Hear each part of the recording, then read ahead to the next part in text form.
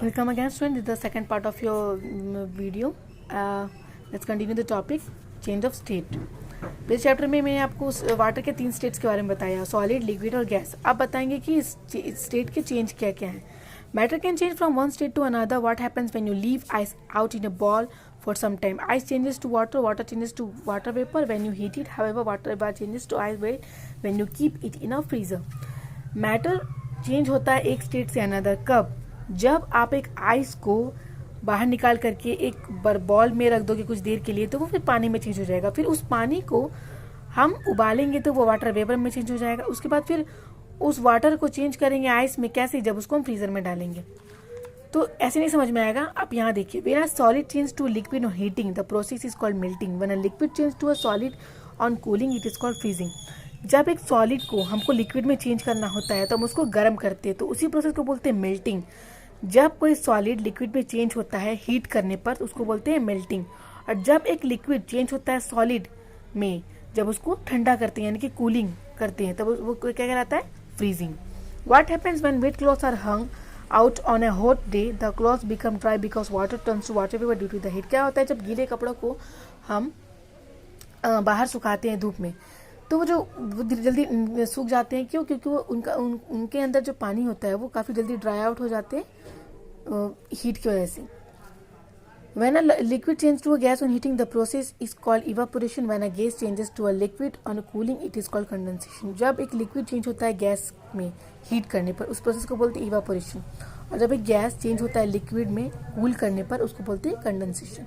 Sometimes a solid can directly into a gas when you heat it. This is called sublimation. You can observe sublimation using mothballs or camphor.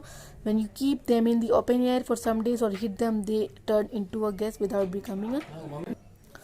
कभी कभी क्या होता है कि solid जो है वो डायरेक्टली चेंज होता है गैस में बिना हीट किए. ठीक है, क्योंकि फिर आप बोलोगे कि मैम आपने तो बताया कि सॉलिड जब चेंज होता है गैस में तो उसको कुछ और कहते हैं, लेकिन कभी कभी वो बिना हीट किए ही चेंज हो जाता है, तो उसको बोलते हैं सब्लिमेशन.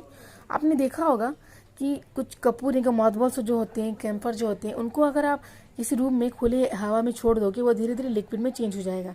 ठीक है. When a gas turn directly into a solid and cooling the process called deposition. जब एक गैस डायरेक्टली चेंज हो जाएगा सॉलिड में कूल करने पर, उसको बोलते हैं डिपोजिशन. देखिए, जैसा है कि यहाँ पे एक साइक्लिंग बताया गया है कि लिक्विड से सॉलिड में जब लिक्विड को फ्रीज करेंगे तो वो क्या हो जाएगा? सॉलिड. जब सॉलिड को मेल्ट करेंगे तो क्या हो जाएगा? लिक्विड. जब लिक्विड को गैस में चेंज करना होता है, जब लिक्विड गैस में चेंज होता है due to the process of evaporation. And when gas change to liquid due to condensation. When solid change to gas due to sublimation, and when gas change to solid due to the process of deposition. Mixture and solution. When we mix two substances together, they form a mixture or a solution. जब हम दो या दो से ज़्यादा चीज़ों को आपस में मिक्स करते हैं तो वो एक मिक्सचर या फिर एक सॉल्यूशन बनाते हैं. If we can separate the two substances easily, they form a mixture. जब हम आराम से कोई दो सब्सटेंस को इजीली अलग कर सकते हैं, उसे मिक्सचर कहा जाता है. Simply example of mixture is sand mixed with water. We can separate this mixture by filtering it. जैसे एग्जांपल में बात कहा जाए सैंड और वाटर का, इसको हम आराम से फिल्टर कर सकते हैं. When we can not separate the two substance easily, they form a solution. A simple example of a solution is sugar and water. We can not separate them easily. जब हम किसी दो सब्सटेंस को easily अलग नहीं कर सकते हैं तो उस ऐसी सब्सटेंसेस को बोलते हैं सॉल्यूशन. तो सिंपल सब्सटेंस है सॉल्यूशन का कि जैसे कि पानी में जब चीनी को घोला जाए तो हम फिर पानी में से चीनी को अलग नहीं कर सकते हैं. In the above activity the sugar dissolve in the water. Substances that dissolve in other substance is called solute and sugar is a solid in the activity. ऊपर की एक्टिविटी में मैंने आपको बताया कि जो शुगर है वो पानी में डिजॉल्व हो गया, तो वैसे सब्सटेंस जो डिजॉल्व हो जाते हैं अनदर सब्सटेंस में उन्हें कहते हैं सॉल्यूट. तो यहाँ पे सॉल्यूट क्या होगा? sugar. The substance in which the solid dissolve is called the solvent. Water the solvent in the activity. और वो substance जिसमें वो solid घुल जाता है उसको बोलते हैं solvent. और ये दोनों मिलकर के क्या बनाते हैं? Solution. When the solvent and the solute together mix, they form a solution. What happens to sugar when it dissolves in water? The molecules of liquids are not packed closely together. The sugar molecules get into the space between the water molecules, so there is no change in the level of water. क्या होगा जब sugar को dissolve किया जाए पानी में? जो molecules होते हैं लिक्विड्स के वो पैक नहीं होते हैं आपस में, तो शुगर का जो मॉलिक्यूल होता है वो में काफ़ी स्पेस होता है वाटर के मॉलिक्यूल्स में, इसीलिए कोई उसमें लेवल मतलब उस पानी का कोई लेवल का चेंज नहीं होता है.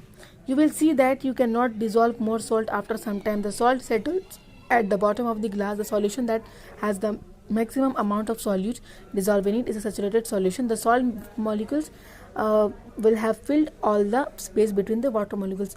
आप देखोगे कि आप जब सॉल्ट को घोल हो चुके होते हैं तो बाद में फिर आप ज़्यादा सॉल्ट नहीं घोल सकते हो, क्योंकि जो सॉल्ट होता है वो जा करके ग्लास के बॉटम में बैठ जाता है. तो सॉल्यूशन जो मैक्सिमम अमाउंट ऑफ सॉल्यूट निकालता है, डिजॉल्व हो जाता है, उसको कहते हैं सैचुरेटेड सॉल्यूशन.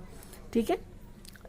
नाउ क्या करेंगे, heat the saturated solution. You will observe that more salt can dissolve in the water when this with this hot solution cools. You can see that salt is settles again at the bottom of the glass. So a saturated solution is solution in which the solvent cannot dissolve any more solute at a particular temperature.